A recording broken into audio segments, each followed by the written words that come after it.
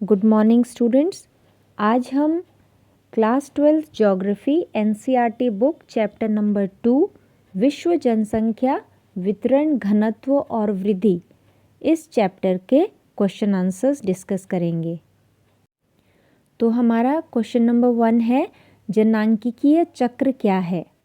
उत्तर, जैसे ही समाज ग्रामीण, खेतीहर और अशिक्षित अवस्था से विकास करके नगरीय, औद्योगिक व साक्षर बनता है, वहाँ जनसंख्या उच्च जन्म दर व उच्च मृत्यु दर से निम्न जन्म दर व निम्न मृत्यु दर में परिवर्तित हो जाती है। यह परिवर्तन विभिन्न अवस्थाओं में होते हैं और इन्हें जनांकीय चक्र कहते हैं। तो जनांकीय चक्र का सीधा सीधा अर्थ क्या हुआ कि जब भी समाज जो है वो ग्रामीण, खेतीहर और अशिक्षित ऐसा समाज होगा तो क्या होगा, वहाँ पे उच्च जन्म दर और उच्च मृत्यु दर पाई जाएगी, है ना। और जब जो वही समाज विकास करके नगरीय बन जाता है, औद्योगिकरण उसमें हो जाता है, साक्षर बन जाता है, तो वही उच्च जन्म दर जो है वो निम्न जन्म दर बन जाती है और उच्च मृत्यु दर भी निम्न मृत्यु दर हो जाती है। तो समाज का जो पूरा ट्रांसफॉर्मेशन, एक जो परिवर्तन जो होता है, इसी परिवर्तन को क्या है, जनांकीय चक्र कहते हैं। क्वेश्चन नंबर 2, प्रवास के प्रमुख प्रतिकर्ष कारकों को स्पष्ट कीजिए। तो सबसे पहले आपको ये पता होना चाहिए कि प्रतिकर्ष कारक होते कौन से हैं। तो उत्तर है, प्रवास के प्रतिकर्ष कारक उद्गम स्थान को उदासीन स्थल बनाते हैं।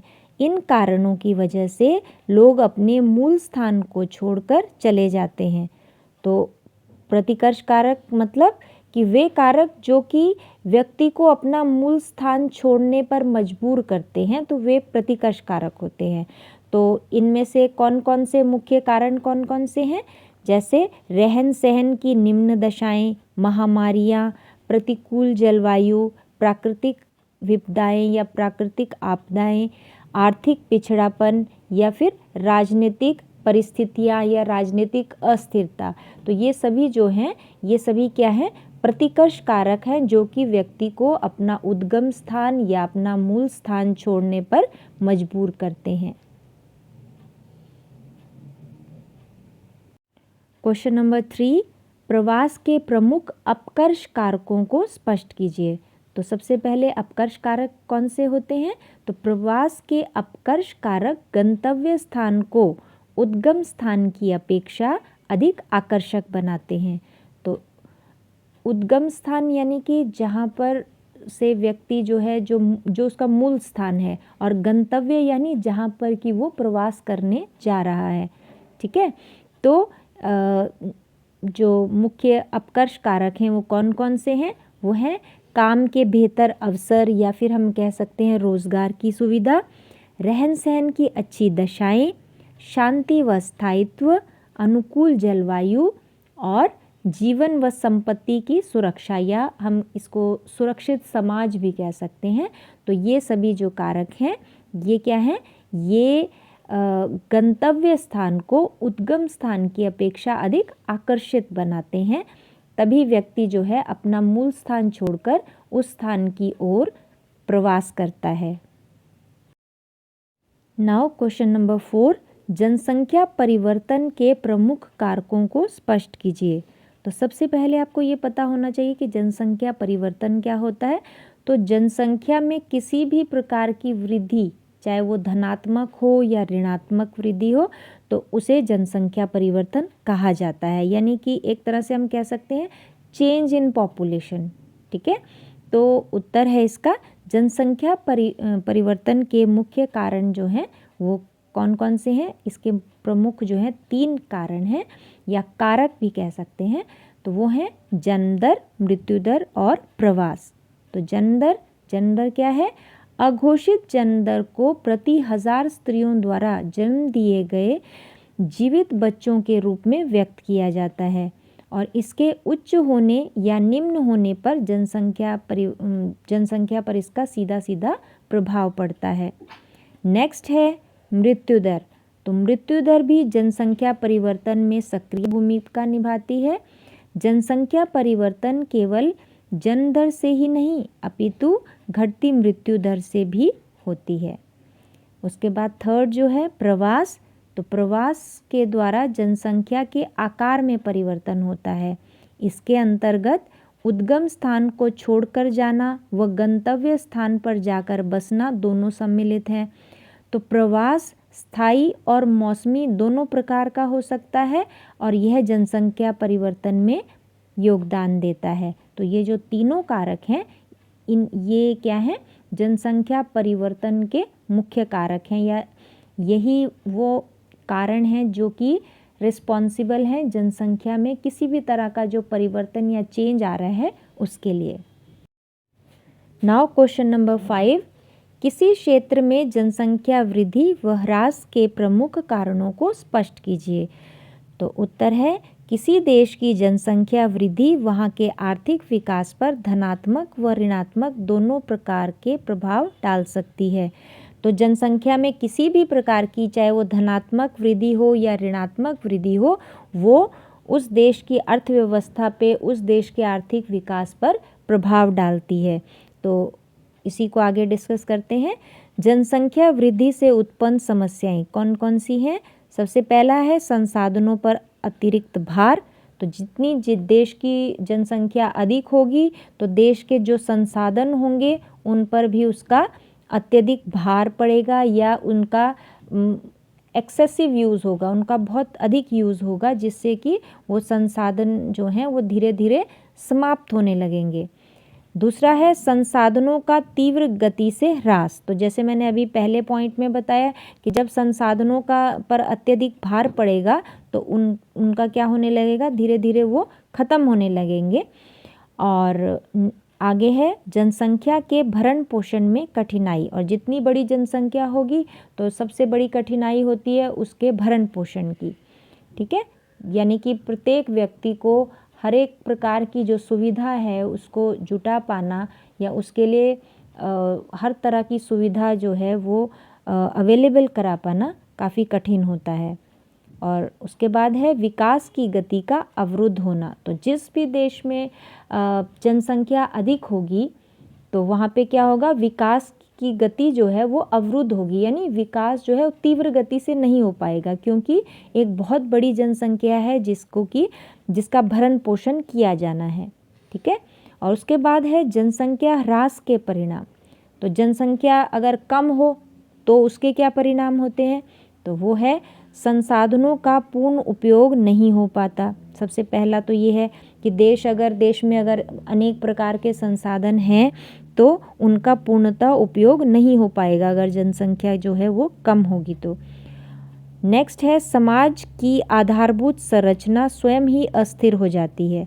तो समाज की जो आधारभूत संरचना यानी कि पुरुषों का अधिक होना या महिलाओं का अधिक होना या फिर कार्यशील जनसंख्या कम होना, है ना, या आश्रित जनसंख्या का अधिक होना, तो ये मतलब ये आधारभूत संरचना से जुड़े हैं ये सब, तो वो अस्थिर हो जाता है। समाज की जो आधारभूत संरचना है वो ही अस्थिर हो जाती है जनसंख्या की कमी से।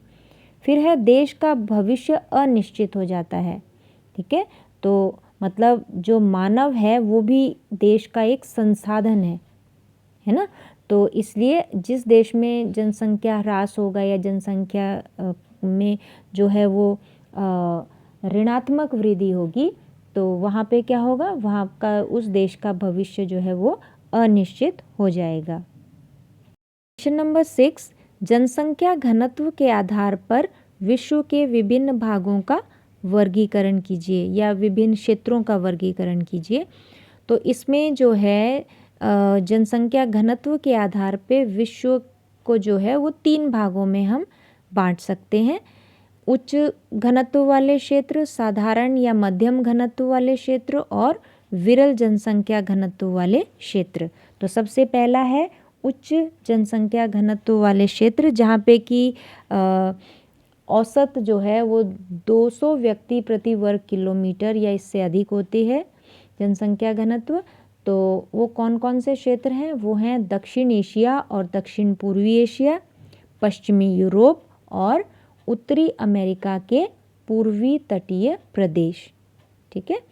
सेकंड है मध्यम जनसंख्या घनत्व वाले प्रदेश। तो जहाँ पे मध्यम जनसंख्या घनत्व यानी जहाँ पे जनसंख्या घनत्व 11 से 50 व्यक्ति प्रति वर्ग किलोमीटर रहता है, तो इसके अंतर्गत जो है वो आते हैं पश्चिमी चीन, मध्य एशिया और उत्तरी यूरोप। उसके बाद तीसरा कैटेगरी जो है वो है विरल जनसंख्या घनत्व वाले क्षेत्र।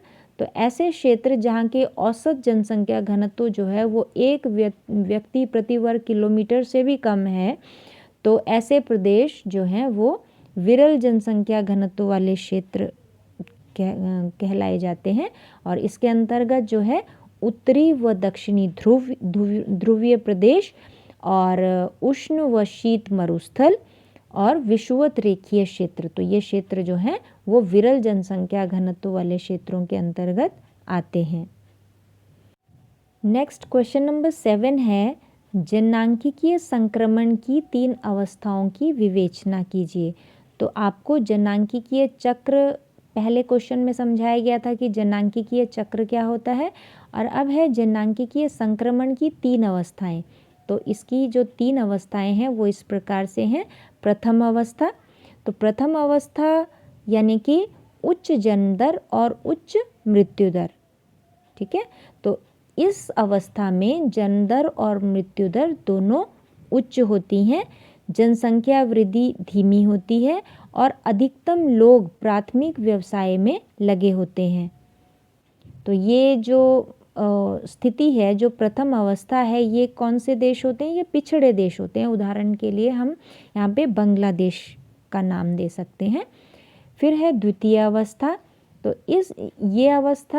द्वितीय अवस्था जो है इसमें उच्च जन्म दर और कम मृत्यु दर या निम्न मृत्यु दर। तो इस व्यवस्था में प्रारंभ में उच्च जन्म दर में कमी होने लगती है, मृत्यु दर में भी कमी आ जाती है और इस कारण जनसंख्या वृद्धि जो है वो कम होने लगती है। तो इसका उदाहरण क्या है? वो है भारत। तृतीय अवस्था, इस अवस्था में जन्म दर और मृत्यु दर बहुत कम हो मतलब जन्म दर में बहुत ही कमी हो जाती है या मृत्यु दर और जन्म दर दोनों ही घट जाते हैं, कम हो जाते हैं और लगभग संतुलन की स्थिति होती है। तो ऐसी जनसंख्या जो है, जनसंख्या या तो स्थिर हो जाती है या फिर बहुत कम, बहुत ही धीमी गति से इसमें वृद्धि होती है। तो ये है तृतीय अवस्था। तो जो तृतीय अवस्था है वो अवस्था है विकसित देशों की, जो द्वितीय अवस्था है वो है विकासशील देशों की और जो प्रथम अवस्था है वो है पिछड़े देशों की अवस्था। यहाँ पर मैं ये भी बताना चाहूँगी कि अगर आपको वीडियो में दी गई जानकारी की PDF की आवश्यकता हो तो आप कमेंट बॉक्स में अपना email ID लिख कर दें, PDF आपको मेल कर दिया जाएगा।